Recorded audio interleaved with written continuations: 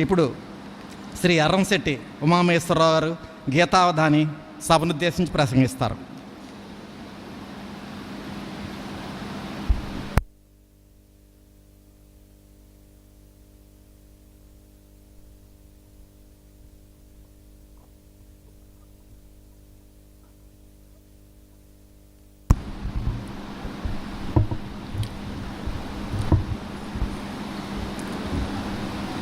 ఓం శ్రీ సద్గురుభ్యో నమః. జీవితార్థము పరమార్థమై వెలుంగా, జీవితార్థము పరమార్థమై వెలుంగా, సాధనాత్రయము మనకు బోధ చేసి, తత్వమార్గాన నడిపించు స్తవ్య గురుడు, తత్వమార్గాన నడిపించు స్తవ్య గురుడు శ్రీమధుమరాలిషా స్వామి సేవచేతు. శ్రీ శ్రీ శ్రీ విశ్వవిజ్ఞాన విద్య ఆధ్యాత్మిక పీఠాధీశానులు బ్రహ్మర్షి డాక్టర్ ఉమరాలిషా స్వామివారి దివ్య పాదార విందాలకు శతసహస్రకోటి వందనాలను సమర్పిస్తూ, కార్తీక పౌర్ణమి మహోత్సవాన్ని పురస్కరించుకుని ఏర్పాటు చేసుకున్నటువంటి ఆధ్యాత్మిక జ్ఞాన సభలో పాల్గొంటున్న సభా సభ్యులందరికీ నమోవాకాలు సమర్పిస్తూ, ఈరోజు మనం ఎంతో విశిష్టమైన పర్వదినంగా ఈ రోజును మనం జరుపుకుంటూ ఉన్నాం. కార్తీక మాసం శివకేశవులిద్దరికీ కూడా ప్రీతిపాత్రమైనదిగా, భగవంతుణ్ణి తెలుసుకునేటువంటి ఆధ్యాత్మిక కాలంగా మనం పరిగణించి, ఆధ్యాత్మిక సాధనకు ఎంతగానో ఉపకరించేటువంటి కాలంగా మనం భావించి ఈ కాలాన్ని మనం పవిత్రీకృతం చేసుకుంటున్నాం. అటువంటి పుణ్యకాలంలో నేడు కార్తీక పౌర్ణమి శుభాకాంక్షలు అందరికీ తెలియజేస్తూ, మనలో ఉన్నటువంటి అజ్ఞానం అనే చీకటిని కార్తీక దీప జ్యోతితోటి తొలగింపజేసుకుని, నిండు వెన్నెలలో పూర్ణచంద్రుడి యొక్క కిరణాలను ఆస్వాదించి ఆహ్లాద గుణాన్ని మన మనస్సులో వ్యాపింపజేసుకునేటువంటి పుణ్యకాలం ఈ కార్తీక పౌర్ణమి. నేడు ఆధ్యాత్మిక గుణాలలో, ఆధ్యాత్మిక లక్షణాల్లో అత్యంత ఉత్కృష్టమైనటువంటి ఒక విలువ గురించి మనం మాట్లాడుకుందాం. మనమంతా కూడా సాధారణంగా మన జీవితాన్ని మంచి మార్గంలో నడిపించుకోవాలని, సదాలోచనతో, సత్సంకల్పంతో మంచి మార్గంలో మనం నడవాలని, మన యొక్క జీవితం నలుగురికి ఆదర్శవంతంగా ఉండాలని, 10 మందికి సేవ చేసి మన జీవితాన్ని ఆదర్శవంతంగా తీర్చిదిద్దుకోవాలని, సమాజంలో ఒక ప్రమాణమైనటువంటి మార్గాన్ని మన యొక్క జీవన విధానం నిరూపించాలని మనకు తత్వవేత్తలు, జ్ఞానులు, సద్గురువులు ప్రబోధాలు చేస్తూ ఉంటారు. ఆ ప్రకారంగానే మనం ముందుగా నైతికంగా మన యొక్క ప్రవర్తనని బాగు చేసుకుంటూ, మన యొక్క జీవితాన్ని ఎంతో ధార్మికమైనటువంటి విధానంలో నడిపించుకుంటూ ఒక సక్రమమైనటువంటి మార్గంలోకి మనం వెళ్తూ ఉండగా మనలో మానవత్వపు విలువలు వికసిస్తూ ఉంటాయి. దయ, జాలి, కరుణ, ధర్మము, ధైర్యము, అలాగే సహాయం చేయడం, పరోపకారం, అందరిలోనూ కూడా పరమాత్మను దర్శించేటువంటి జ్ఞాన దృష్టి, ఇవన్నీ కూడా ఏర్పడతాయి. ఈ అన్ని గుణాలతో పాటుగా మనకు ఒక విశ్వభావన, అంటే ఉదార భావన, విశాల భావన మన మనస్సులో ఏర్పడతాయి. ఉదార చరితానాంతు వసుధైవ కుటుంబకం అని ఒక సూక్తి. అయన్నిజ పరోవేతి గణనా లఘుచేతసాం ఉదార చరితానాంతు వసుధైవ కుటుంబకం అని. మన పీఠం ఏం చెప్తుంది? మతానికి కానీ, కులానికి కానీ, వర్గానికి కానీ, ఏ వర్ణానికి కానీ, ధనిక కానీ, పేద అని కానీ, స్త్రీ అని కానీ, పురుషుడని కానీ ఎటువంటి భేదం లేకుండా, ఎటువంటి ఎటువంటి తేడాలు లేకుండా అందరూ ఒకటే అనేటువంటి ఏకత్వ భావన ఏదైతే మనలో కలిగిస్తుందో ఆ భావన నైతికంగానూ ధార్మికంగానూ మన ఆచరణలో ఉన్నప్పుడు మనలో మానవత్వపు విలువలు వికసించి తద్వారా ఈశ్వరత్వ పరిణామాన్ని సాధించే అవకాశాన్ని మనకు పీఠాధిపతులు కల్పిస్తున్నారు. ఈ పీఠంలో అటువంటి మార్గం మనకి ప్రసాదించబడింది. ఆ క్రమంలో మనకి ముఖ్యంగా చెప్తున్నటువంటి 4 లక్షణాలు భక్తి, విశ్వాసము, లక్ష్యము, జ్ఞానము అనేటువంటి 4 సోపానాలుగా, 4 మూల స్తంభాలుగా ఆధ్యాత్మిక తత్వం అనేటువంటి సామ్రాజ్యాన్ని మన హృదయంలో నెలకొల్పుకునేటువంటి అవకాశం మనకు స్వామి అందిస్తున్నారు. ఆ అవకాశాన్ని మనం అందిపుచ్చుకొని భక్తి, విశ్వాస, లక్ష్య జ్ఞానాలను మనలో దృఢంగా నిలుపుకోవాలి అంటే దానికి ఉపకరించేటువంటి ఉత్కృష్టమైన ఆధ్యాత్మిక లక్షణం, అందరికీ ఉండవలసినటువంటి గుణం ఏదై అంటే కృతజ్ఞత, గ్రాటిట్యూడ్ అని చెప్తారు. కృతము అంటే చేయబడింది, ఏదైతే చేయబడిందో దాన్ని తెలుసుకుని ఉండడం కృతజ్ఞత. మనం మన యొక్క దినచర్యలో కూడా భౌతిక విధానంలో ఎన్నో సహాయాలు ఎంతోమంది నుండి మనం పొందుతూ ఉంటాం. అలాగే ఆధ్యాత్మిక మార్గంలో సద్గురువు నుండి మనం ఎంతో సహాయాన్ని పొంది ఆ సద్గురు మార్గంలో మనం ప్రయాణించి లక్ష్యాన్ని చేరుకోగలుగుతున్నాం. ఈ విధంగా భౌతిక అభౌతిక విధానాల్లో కృతజ్ఞత అనేటువంటిది కలిగి ఉన్నప్పుడే మనకి వికాసం అనేటువంటిది ఏర్పడుతుంది. కృతజ్ఞత ఎక్కడి నుండి మొదలు పెట్టాలి అంటే, ఒక మానవుడు జన్మించినప్పుడు ఆ మానవ జన్మకు కారణమైనటువంటి తల్లిదండ్రులు మొట్టమొదట కృతజ్ఞతకు అర్హులుగా చెప్పబడుతున్నారు. 84 లక్షల జడజన్మల్లో అల్లకల్లోలంలో చిక్కుకుని అలమట చెందుతున్నటువంటి ఆత్మకు మానవ రూపాన్ని ఈశ్వర ప్రసాదంగా లభింపజేసేటువంటి తల్లిదండ్రులు మొట్టమొదటిగా కృతజ్ఞతకి అర్హులు. అందువల్ల తల్లిదండ్రుల్ని దైవంగా భావించమని మన ధర్మం చెబుతుంది. ఆ విధంగా మాతృదేవోభవ, పితృదేవోభవ అనేటువంటి మొట్టమొదటి స్థానాన్ని మనం తల్లిదండ్రులకు అందించాం. తల్లిదండ్రుల నుండి మనం ఏం పొందినా ఏం పొందకపోయినా, వారు మనకు ఒక 4-5 ఎకరాలు రాసిచ్చినా రాసి ఇవ్వకపోయినా, వారు మనకు అప్పులు ఇచ్చినా కానీ ప్రతి వ్యక్తి కూడా వారి తల్లిదండ్రులకు ఖచ్చితంగా కృతజ్ఞుడై ఉండాలి. ఎందువల్ల అంటే మనం ఇవాళ బ్రతికి ఉండడానికి, జీవించి ఉండడానికి మనకి జన్మను అందించినటువంటి తల్లిదండ్రుల్ని మనం ప్రతి క్షణం, ప్రతిరోజు మనం తలుచుకుంటూ వారికి కృతజ్ఞతని మన మనసారా మనం మనస్సులో వ్యాపింపజేసుకుని దాన్ని కార్యరూపంలో చూపించవలసినటువంటి అవసరం ప్రతి వ్యక్తికి కూడా ఉంటుంది. అందువల్ల ఏ జీవి అయినప్పటికీ కూడా ఈ జన్మ, ఈ దేహం లభించినటువంటి మూల కారణమైన తల్లిదండ్రులకి కృతజ్ఞులై ఉండడం ప్రతి ఒక్కరి కర్తవ్యం. ఆ తర్వాత ఆ కుటుంబంలో ఉన్నటువంటి బంధువులు కానీ, కుటుంబ సభ్యులు కానీ మన యొక్క బాల్యం నుండి వారి యొక్క ప్రభావం మన మీద ఉంటుంది. వారందరికీ కూడా మనం సహాయం చేయగలిగేటువంటి కృతజ్ఞతా భావాన్ని మనలో ఏర్పరచుకోవాలి. తర్వాత విద్యా విధానంలో గురువు అక్షరాలు నేర్పించిన దగ్గర నుండి మనల్ని ఒక ఉన్నతమైనటువంటి శిఖరాలకు తీసుకువెళ్ళేటువంటి సామర్థ్య శక్తిని మనలో జాగరితం చేసేటువంటి వ్యక్తి గురువు. కాబట్టి భౌతిక విధానంలో విద్యను నేర్పించేటువంటి గురువుకి మనం కృతజ్ఞులమై ఉండాలి. అలాగే విద్యా విధానంలోనూ మన యొక్క లౌకిక జీవితంలోనూ ఎంతోమంది స్నేహితులు మనకి ఏర్పడతారు, మిత్రులు. ఎన్నో విధాలుగా మనకి ఉపకారం చేసి ఉంటారు. వారందరినీ కూడా మనం గుర్తుపెట్టుకోగలగాలి. మనకి సహాయం చేసేసారు కదా, అయిపోయింది కదా అనుకుని వారి సహాయం మనం పొందేశాం కదా అని విడిచిపెట్టేయకుండా వారిని కూడా మనం గుర్తుపెట్టుకుని వారికి మనం కృతజ్ఞతని చెల్లించాలి.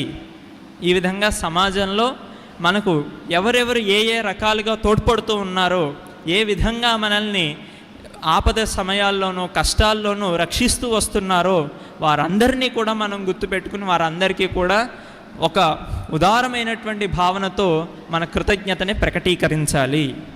ఇక ముఖ్యంగా అన్నిటికన్నా ముఖ్యమైనటువంటి కృతజ్ఞత ఎక్కడుంటుంది అంటే ఈ జన్మ యొక్క సార్థకతని అందించేటువంటి గురువు విషయంలో ఉంటుంది, సద్గురువు విషయంలో ఉంటుంది. ద్విజులు అని మనం చెప్తాం. ద్విజులు అంటే రెండవ జన్మ పొందినవారు.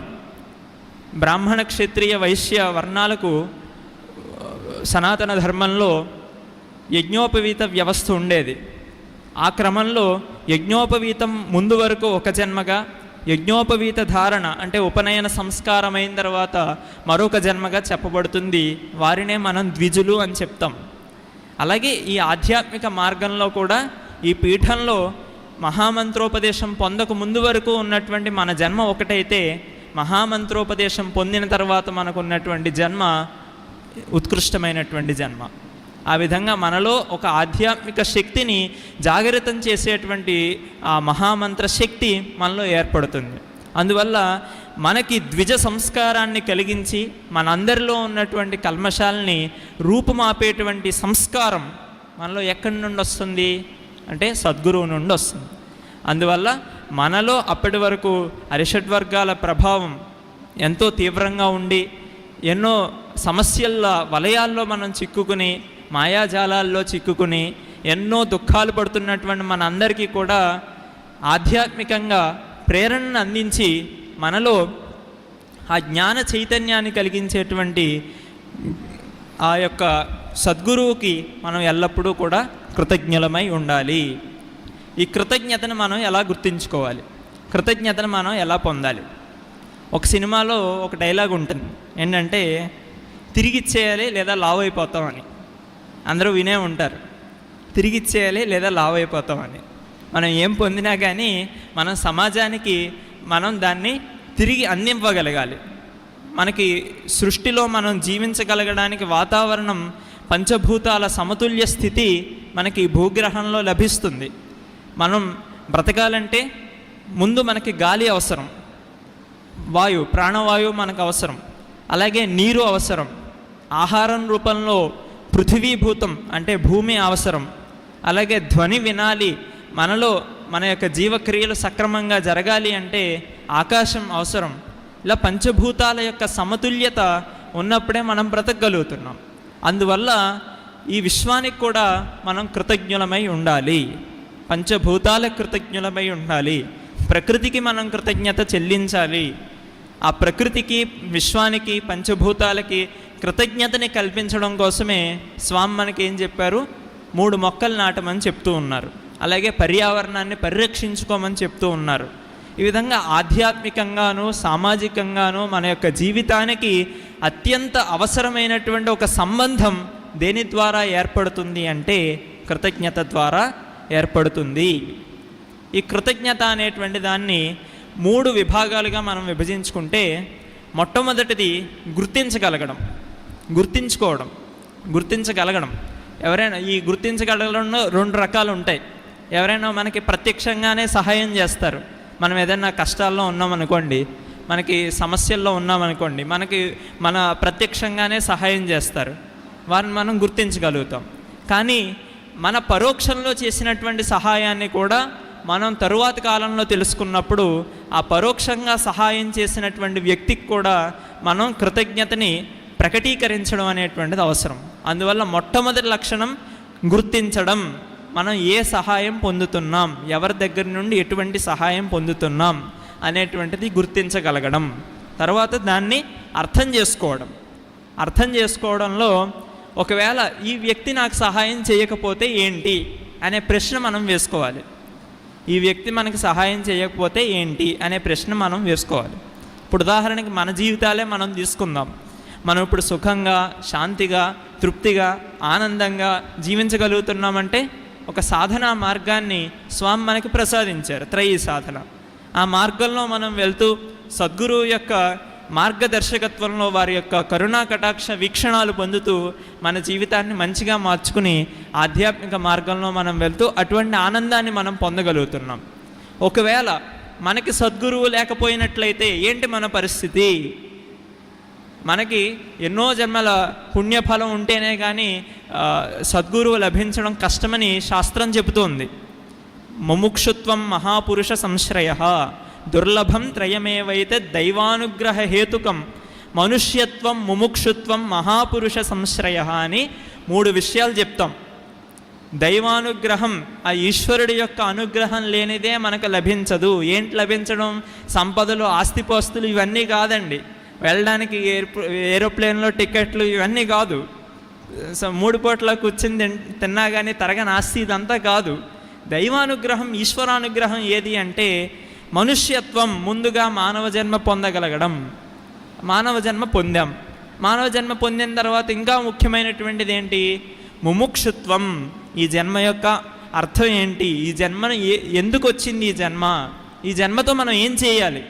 ఇప్పుడు మార్కెట్లో ఏదో ఒక వస్తువును కొన్నామనుకోండి, మనం దాన్ని ఎలా ఉపయోగించాలో తెలిస్తేనే కదా దాన్ని వాడగలుగుతాం. మనం ఒక పెన్ ఉందనుకోండి, ఆ పెన్నుతో రాయాలి అని మనకు తెలిస్తేనే కదా ఒక పుస్తకం తీసుకొని మనం నోట్స్ రాసుకోగలుగుతాం.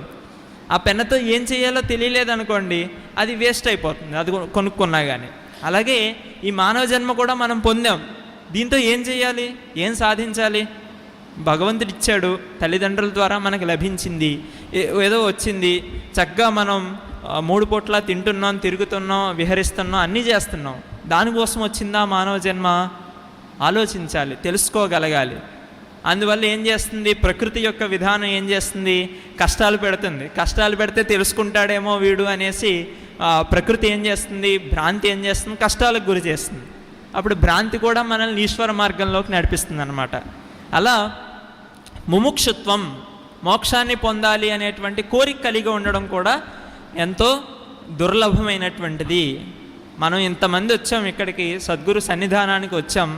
మనలో చాలామంది కూడా మనమంతా మొదట్లో ఎలా ఉంటాం?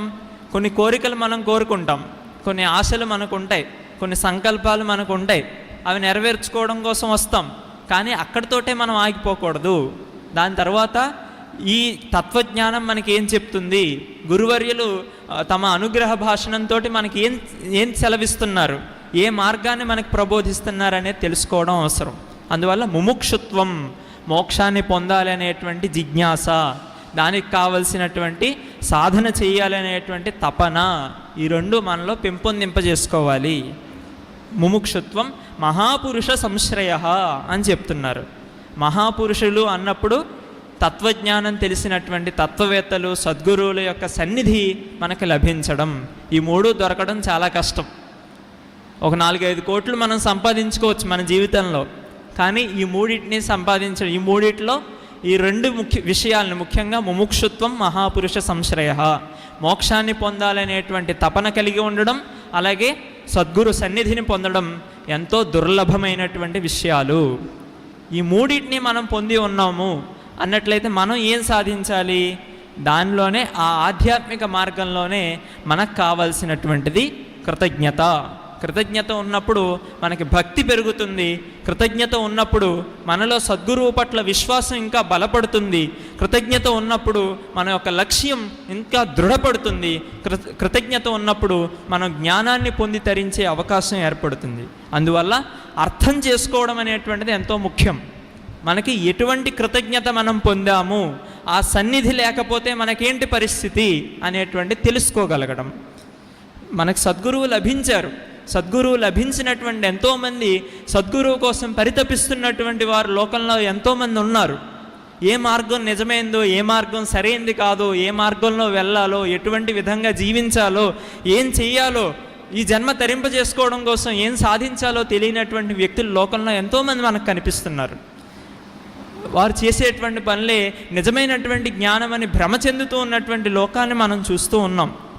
నేటి కాలంలో ఎంతోమంది ఎన్నో రకాలుగా సతమతమవుతూ ఉన్నారు, ఎన్నో బాధలు పడుతూ ఉన్నారు. అటువంటి విధానాలు ఏమీ లేకుండా మనకి ఎంతో సులభంగా, కరతలామలకంగా మోక్షాన్ని అందించినటువంటి పీఠం శ్రీ విశ్వవిజ్ఞాన విద్య ఆధ్యాత్మిక పీఠం. నమ్మాలండి, ఇది నిజం. ఎందువల్ల అంటే సమాజంలో మనం చూస్తూ ఉన్నాం, ఎన్నో కోట్ల ధనం కలిగినటువంటి వ్యక్తులు సైతం ప్రశాంతత లేకుండా జీవిస్తున్నారు. అలాగే ప్రతి పూట సంపాదించుకుంటేనే కానీ 4 మెతుకులు తిన్నటువంటి వారు కూడా ఎంతోమంది బయట బ్రతుకుతూ ఉన్నారు. అలా మరీ పేదలు, మరీ ధనవంతులు కూడా ఎవ్వరికీ ప్రశాంతత లేదు. ఒక మధ్యతరగతి కుటుంబస్తులకి అసలే లేదు.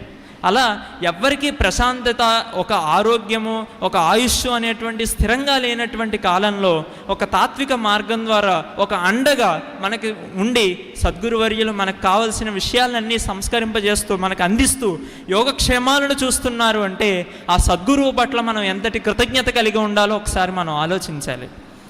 అందువల్ల సద్గురువు ఒకవేళ మన జీవితంలో మనకు లభించకపోయినట్లయితే మన జీవితం ఎలా ఉండేది అనేటువంటి ప్రశ్న మనం చేసుకోవాలి. అప్పుడు అర్థం కాబడుతుంది. కృతజ్ఞత యొక్క అవసరం ఏంటో మనకు తెలుస్తుంది. సద్గురువు యొక్క అవసరం ఏంటో మనకు తెలుస్తుంది. తల్లిదండ్రుల యొక్క ఆవశ్యకత ఏంటో మనకు తెలుస్తుంది. మన సమాజంలో మనకు మిత్రుల యొక్క ఆవశ్యకత ఏంటో మనకు తెలుస్తుంది. ఆ విధంగా కృతజ్ఞత పొందడంలో 3 విషయాల్లో మొట్టమొదటిది గుర్తించగలగడం అయింది. మనం గుర్తించాం ఎక్కడి నుండి మనం కృతజ్ఞత పొందాం, ఎక్కడి నుండి ఉపకారం మనకు లభించింది, ఎవరు మనకు సహాయం చేశారనే విషయాన్ని మనం తెలుసుకున్న తర్వాత దాన్ని మనం ఆలోచించాం, విమర్శించుకున్నాం. ఒకవేళ ఆ వ్యక్తి లేకపోయినట్లయితే మనకి ఆ సహాయం లభించేది కాదు అని మనం తెలుసుకున్నాం. ఆ తర్వాత భావ ప్రకటన ముఖ్యమైనటువంటిది. ఏదో మనస్సులో పెట్టుకున్నంత మాత్రాన సరిపోదండి. ఆ వ్యక్తికి మనం కృతజ్ఞులమై ఒక సేవా రూపంలోనో ఒక పరోపకార రూపంలోనో తిరిగి ఆ వ్యక్తికి మనం సహకరించగలగాలి. అదే తల్లిదండ్రుల విషయంలో అయితే సేవా రూపంలో వారికి సేవ చేయాలి. అన్నదమ్ములు, సోదరులు, కుటుంబ సభ్యుల విషయంలో అయితే నాకు సగం ఆస్తి దొబ్బేసాడు మా అన్నయ్య, మా తమ్ముడు నాకు సగం ఆస్తి ఇవ్వలేదు అని చూసుకోకుండా కాదు.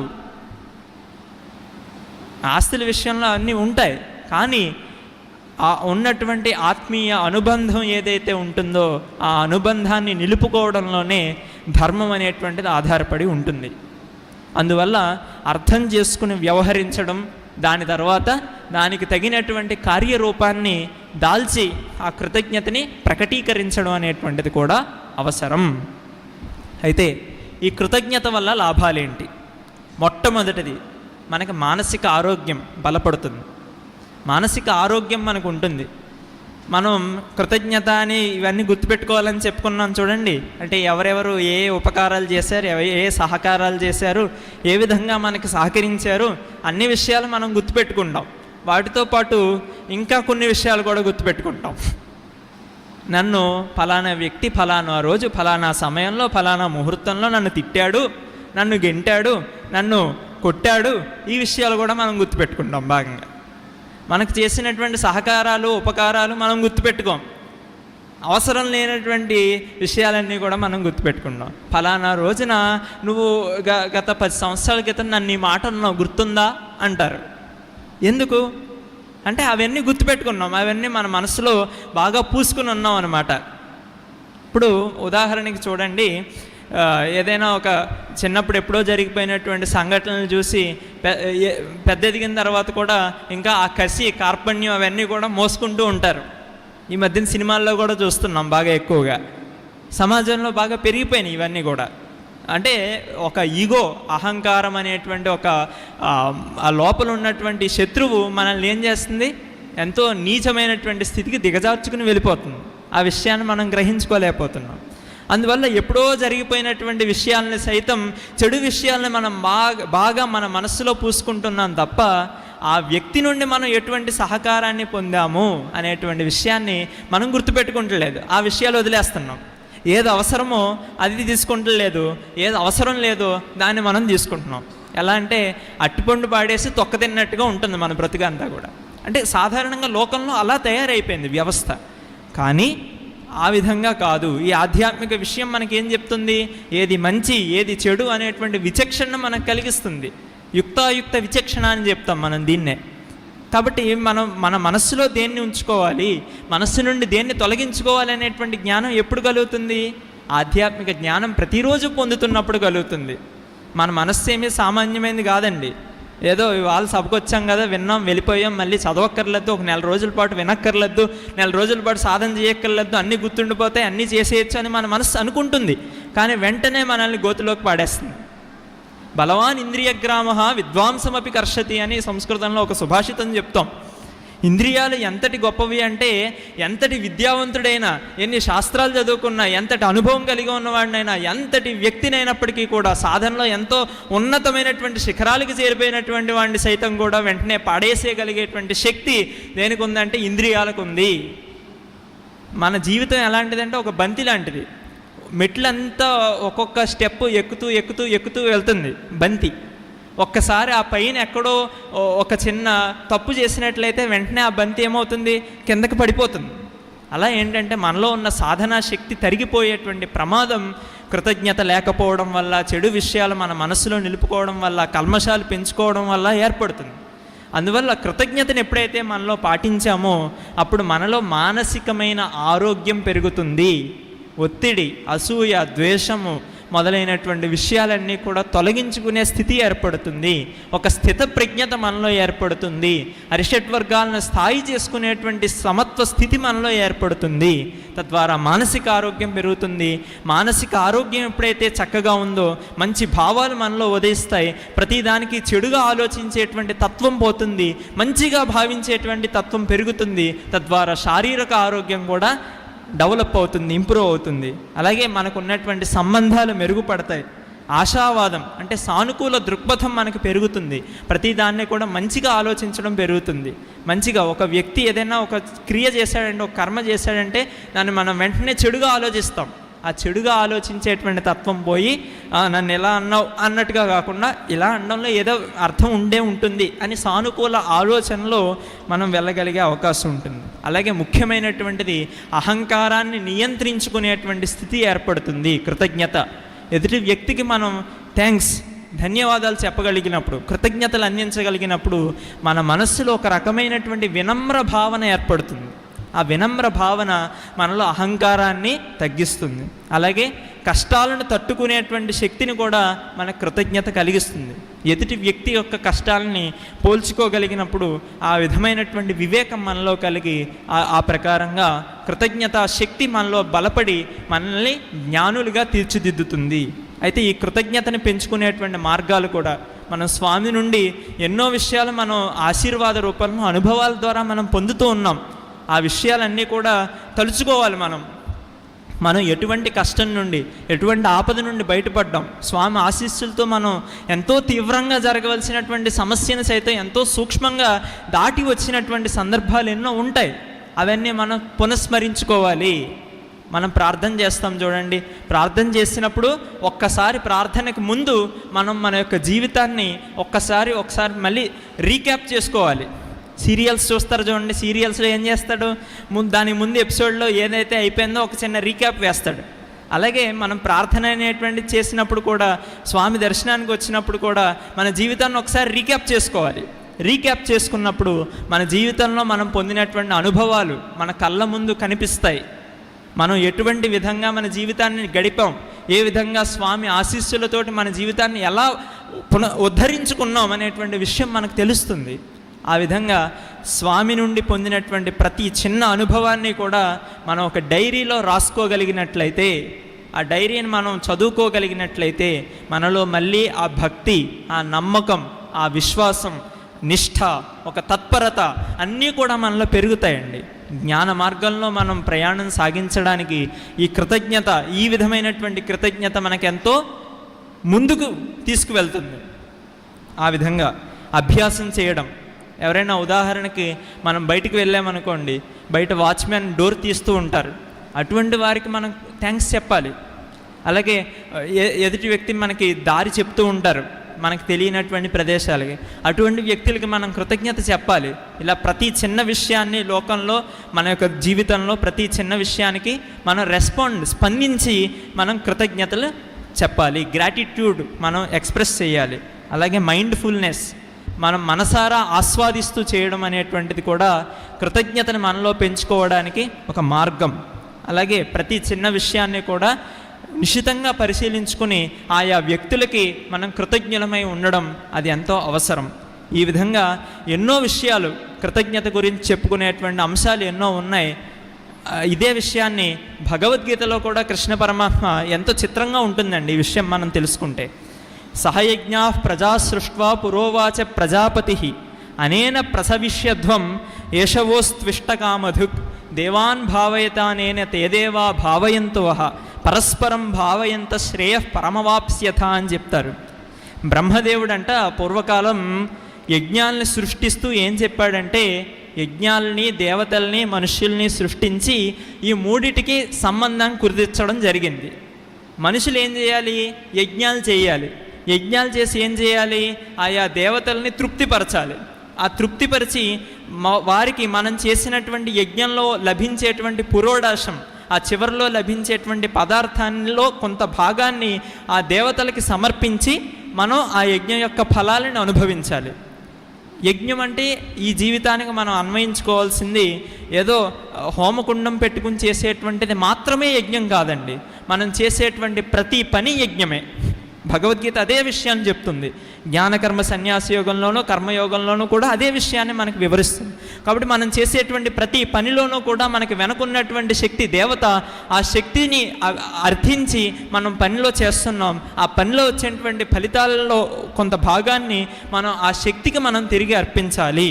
ఆ విధంగా మన యొక్క పీఠంలో పీఠాధిపతుల యొక్క శక్తిని మనం ప్రార్థించి మనం చేసేటువంటి ప్రతి పనిలోనూ కూడా లభించేటువంటి ఫలితాలని తిరిగి వారికి సమర్పించుకునేటువంటి కృతజ్ఞత మనలో పెంచుకోవాలి. అలా కృతజ్ఞత లేదనుకోండి ఏమంటారో తెలుసా కృష్ణుడు భగవద్గీతలో, యో భుంక్తే స్తేన ఏవ సహా అని చెప్తారు. కృతజ్ఞత లేకుండా ఎవరైతే లభించినటువంటి ఫలితాలని మొత్తం తానే ఆ వ్యక్తి మాత్రమే భుజిస్తాడో, తానే స్వీకరిస్తాడో అటువంటి వ్యక్తి దొంగతో సమానమని చెప్తాడు. యో భుంక్తే స్తేన ఏవ సహా. అందువల్ల స్వామి ఆశీస్సులతోటి మనం ఏదైతే మన జీవితంలో ఏ కార్యక్రమాన్ని తలపెట్టినా, మనం విజయాల్ని సాధించినా, ఏ ఫలితాలని మనం పొందినప్పటికీ కూడా స్వామి ఇది మీ ఆశీస్సులతో నాకు లభించింది అనేటువంటి కృతజ్ఞతా భావాన్ని మనం ప్రతిరోజు కూడా ప్రదర్శించాలి, మనం ప్రకటించాలి. మన ప్రార్థన చేసేటువంటి సమయంలో మనం ప్రార్థన అయిపోయిన తర్వాత ఈ జీవితానికి మనం కృతజ్ఞతని ప్రతి ఒక్కరికి ఇప్పటి వరకు చెప్పుకున్న వారందరికీ కూడా మనం కృతజ్ఞులమై ఉండాలి, కృతజ్ఞతను ప్రదర్శించాలి. ఆ కృతజ్ఞత యొక్క మార్గమే మనకు సేవ.